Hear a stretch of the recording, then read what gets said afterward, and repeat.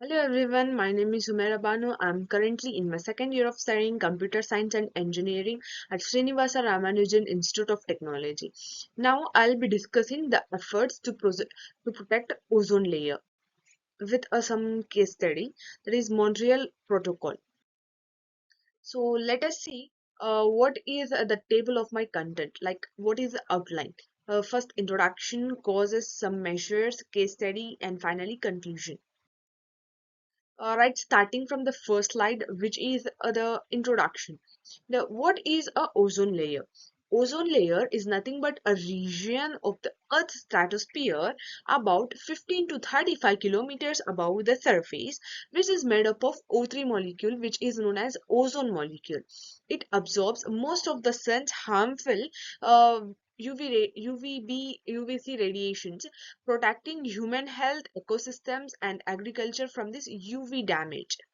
Like it protects from UV radiation, which prevents the skin cancers, cataracts, and some other health issues. So this is the just it just like acts as a shield around our Earth. And the causes of ozone depletion.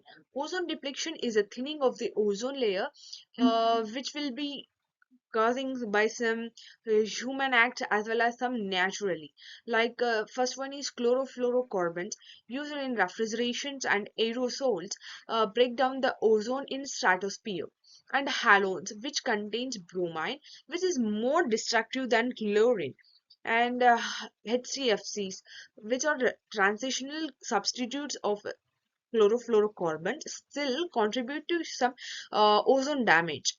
Methyl bromide, a pesticide that releases bromine, harming the ozone layer, and nitrogen oxides emitting by the aircrafts and rockets, contributing to ozone depletion. Like these chlorine and bromine molecules are very harmful to ozone layer. One chlorine can damage 1 lakh molecules at a time, which is very faster than their creation. Some These are the causes of ozone depletion and environmental and health impacts of this ozone depletion, which causes environmental harm, including damage to plant life, phytoplanktons, and ecosystems. Increased UV radiation disrupts plant growth, affects crop yields, and harms marine food webs, particularly phytoplanktons. Phytoplanktons are the microscopic marine algae. This threatens biodiversity and the balance of ecosystem. Health risks, this affects the human health as well, which causes skin cancer, eye cataract, and human immune system suppression due to increased UV radiation. Additionally, animals and aquatic organisms suffer from reproductive and health issues, further disrupting ecosystems and biodiversity. Some global effects are: in 1980s, scientists discovered that chlorofluorocarbons, which will be released from our refrigerators and air conditioners, are very harming our ozone layer, leading to global action.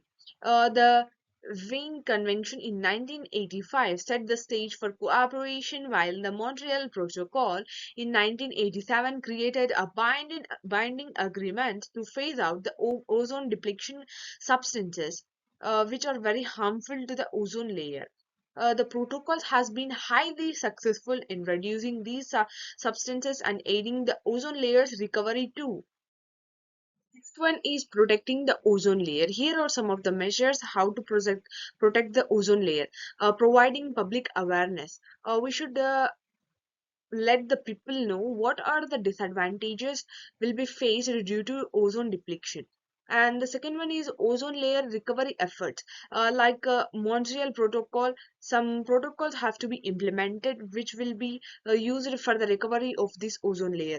Some regulations and bans are reducing the use of ozone depleting substances like chlorofluorocarbons, halogens, and many more.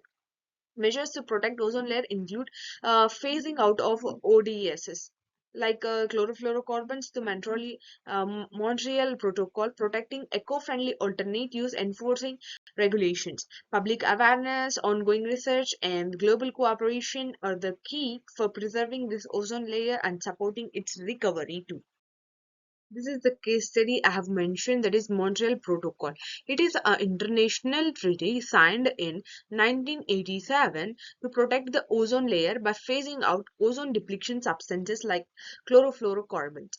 The protocol's main aim is to reduce harmful UV radiation which can cause skin cancer, eye cataract, and environmental damage. It has been highly successful with nearly universal global participation, leading to the significant reduction of these ozone depletion substances. And this protocol is often seen as the model for environmental cooperation. And key features of a Montreal Protocol. This is first one is global participation. Nearly all the UN member countries has signed for this protocol. Binding commitments like a nations committed to reduce production and as well as use of this ozone depletion substances. Flexible phasing, phased reduction and eventual elimination of specific chemicals. Amendment, adjustments like Kigali Amendment in 2016 target additional pollutants such as hydrofluorocarbons. They does not directly affect this ozone layer, but somehow it adds some contribution in global warming by changing some climatic conditions. And mechanisms here or Montreal Protocol phases out harmful chemicals like chlorofluorocarbons and halogens, which developed countries acting first and developing countries receiving the financial support through the multilateral fund. This treaty is regularly updated, such as Kigali Amendment addressing hydrofluorocarbons. The Ozone Secretariat monitors compliance, and with 197 countries on board, it ensures global cooperation in ozone protection. And some of the achievements of this Montreal Protocol: reduced ozone depletion substances. Over 98% of ozone depleting substances has been phased out. And ozone layer recovery. Evidence suggests that ozone layer is also recovering and could fully heal by the middle of this century. Climate benefits. Reduced greenhouse gases contributing to the climate change's mitigation. And finally, moving to the conclusion. In conclusion, protection of ozone layer is very crucial for safeguarding human health, ecosystems, and environment.